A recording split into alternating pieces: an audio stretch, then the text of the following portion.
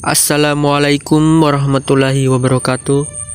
Nama saya Dwipan Subayu Bahtiar, kelas 12 IPA 3. Tujuan menyelesaikan ujian praktek mata pelajaran sejarah Indonesia dengan judul Pattimura.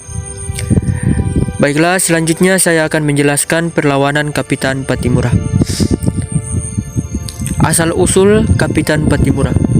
Pattimura atau Thomas Matulesi lahir di Haria, Pulau Saparua, Maluku, 8 Juni 1783, meninggal di Ambon, Maluku, 16 Desember 1817 pada umur 34 tahun. Ia juga dikenal dengan nama Kapitan Pattimura. Adalah pahlawan Maluku dan merupakan pahlawan nasional Indonesia. Menurut buku biografi Pattimura versi pemerintah yang pertama kali terbit, M. Sapija menulis, Pattimura tergolong turunan bangsawan dan berasal dari Nusa Ina atau Seram. Ayahnya yang bernama Antoni Matulesi adalah anak dari Kasimiliali Pattimura Matulesi. Yang terakhir ini adalah putra Raja Sahulau. Sahulau merupakan nama orang di negeri yang terletak dalam sebuah teluk di Seram Selatan. Latar belakang perlawanan Kapitan Pattimura. Latar belakang terjadinya perlawanan rakyat Maluku di bawah pimpinan Thomas Matulesi yang lebih dikenal dengan nama Kapitan Pattimura. 1. Kembalinya pemerintahan kolonial Belanda di Maluku dari tangan Inggris. Perubahan penguasa dengan tersendirinya membawa perubahan kebijaksanaan dan peraturan. Apabila perubahan itu menimbulkan banyak kerugian atau penghargaan yang kurang, sudah tentu akan menimbulkan rasa tidak puas dan kegelisahan.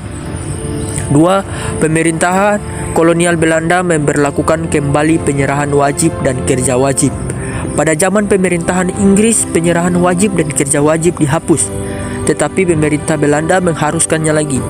Tambahan pula tarif berbagai barang yang disetor diturunkan, sedang pembayarannya ditunda-tunda. 3. Pemerintah kolonial Belanda mengeluarkan uang kertas sebagai pengganti uang logam yang sudah berlaku di Maluku, sehingga menambah kegelisahan rakyat. 4. Belanda juga mulai menggerakkan tenaga dari Kepulauan Maluku untuk menjadi serdadu atau tentara Belanda. Perlawanan Kapitan Pattimura. Perlawanan dimulai ketika rakyat melakukan protes di kantor residen Saparua di dalam benteng Jurstede.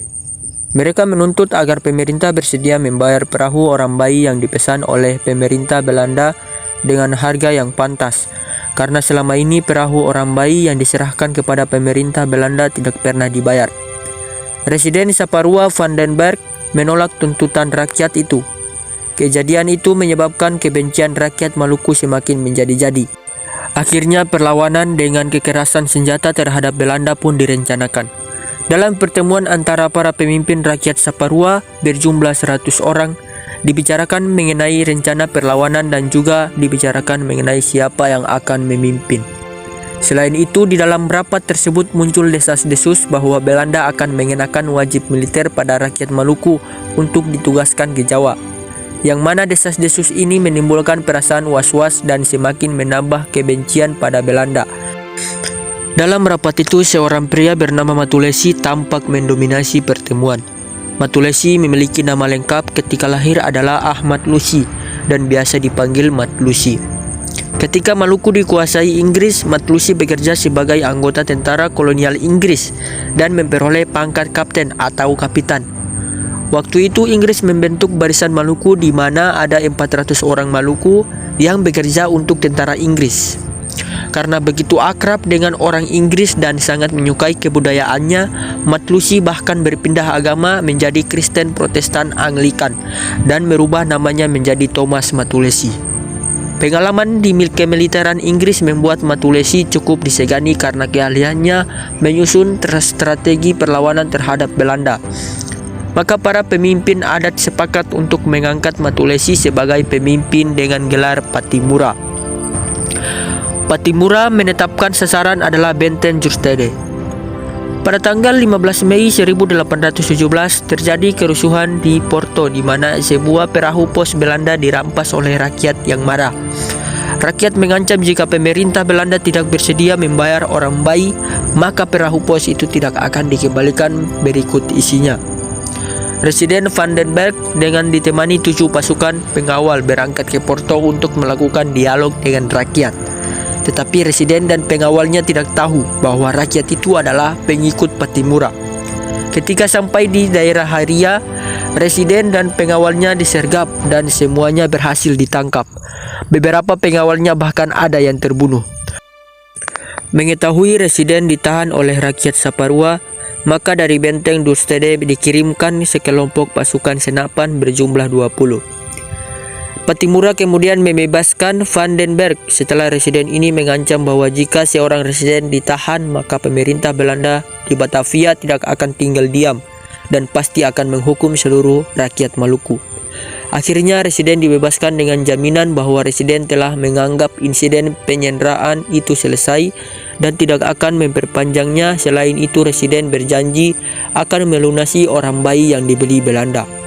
Sementara itu, setelah membebaskan residen dan pengawalnya, Pattimura dan pasukannya segera menuju benteng Dürstede dengan menaiki orang bayi yang berjumlah puluhan.